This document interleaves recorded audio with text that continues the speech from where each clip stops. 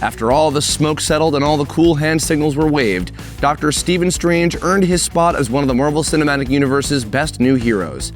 And like in other Marvel movies, we got an extra helping of heroism in the form of teasers for future films after the movie's ending. Put on your sling ring as we explore Doctor Strange's credit scenes. And just so you don't think we're possessed by the dark powers of Dormammu, here's our warning. There are major spoilers ahead. Thor's doctor visit. It's hammer time once again as Odin's favorite son makes a long-awaited return after his absence from Captain America's Civil War. The blonde bird doesn't look as heroic as usual when he visits Stephen in his sanctum. After getting the Asgardian a giant magically refilling beer, Strange gets down to brass tacks.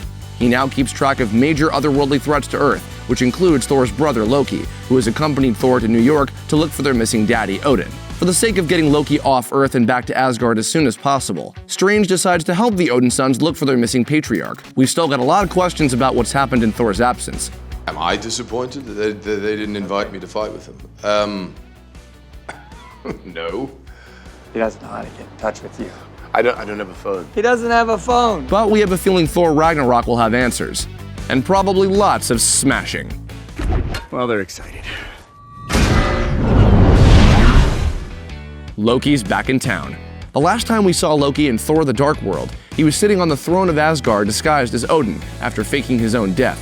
Thor didn't seem to notice it was actually Loki, especially when the king offered him the throne of Asgard, which Thor declined. He even showed sadness in describing Loki's death, which shows Loki that Thor still ultimately cares. We're not sure what happened after that. Did Thor see through Loki's disguise? Did the real Odin contact Thor? Or even more crazy, is it not even Thor at all, but actually Loki impersonating him to fool Doctor Strange? One thing's for sure, the last time Loki was in New York, things were kind of bad.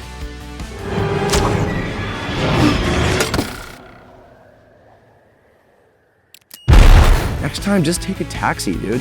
Ragnarok and roll call. Tossing the Sorcerer Supreme into the mix of Thor Ragnarok is going to make for some interesting events. Considering Marvel has teased that part of World War Hulk will be mixed into Ragnarok, we can't wait to see what happens when Doctor Strange meets Dr. Banner. I'm sorry. I'm not that kind of doctor. I'm not a therapist. It's not my training. So? I don't have The time? temperament. Ragnarok director Taika Waititi supposedly played a huge role in the filming of the mid-credits sequence. So will the master of the mystic arts throw down with the Hulk? It's probably worth noting that in the comics, Strange was one of the people responsible for exiling the Hulk into space, setting up the events of the World War Hulk story in the first place. Just a stone's throw away. Thor interacting with Doctor Strange inadvertently increases the chances of bringing multiple Infinity Stones together. For now, Strange leaves the Time Stone / Eye of Agamotto in Kamar Taj, which magically connects to his New York sanctum. Likewise, the Space Stone / Tesseract is now in the vaults of Asgard under heavy protection. Putting Strange in Thor's third solo film moves these Infinity Stones awfully close together. The Doc will undoubtedly learn more from Wong about the Infinity Stones, and there's bound to be some kind of crazy spell that Strange could use to find out what the other stones are, just to make sure they're all properly accounted for and in the right hands. Of course, someone else is on the lookout for them too. Thanos on the hunt. Thanos has finally stepped off his floating throne and started looking for the Infinity Stones himself, which still seems weird considering he presumably gave Loki the staff containing the Mind Stone. Thor Ragnarok isn't hitting theaters until November 3rd, 2017, and Avengers Infinity War is scheduled for May 4th, 2018.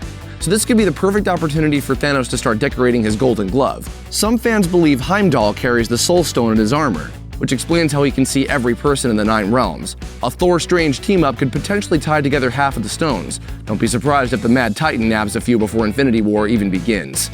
Setting up a sequel. Instead of teasing another superhero crossover, the post-credit scenes established a subplot that sets up the Sorcerer Supreme's inevitable sophomore film. Mordo, the sorcerer who abandoned Doctor Strange at the end of the film for his abuse of the Time Stone, visits Jonathan Pangborn. Pangborn was once paralyzed, but headed overseas to Kamar Taj, where he learned how to magically restore his ability to walk.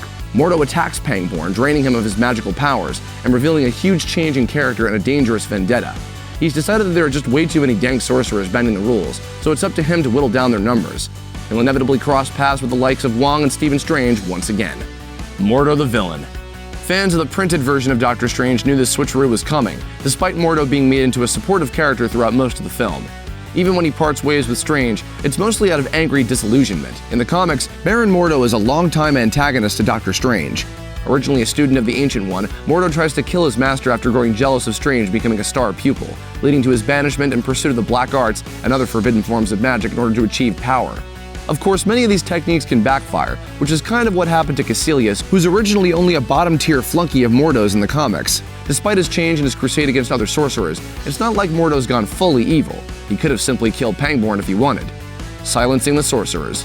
Mordo siphoning Pangborn's magical powers foreshadows his inevitable showdown against Strange. His exchange with Pangborn suggests that Mordo is coming to terms with sorcerers bending the laws of the universe, but he likely also believes that he's the only person responsible enough to do the job. Mordo is out stealing sorcerers' magic powers to try and bring things back to normal, and it should lead up to one heck of a fight in Doctor Strange 2, Doctor Stranger. Thanks for watching. Click the looper icon to subscribe to our YouTube channel and watch more videos like the one you just saw, and don't forget to check out all this cool stuff we know you'll love too.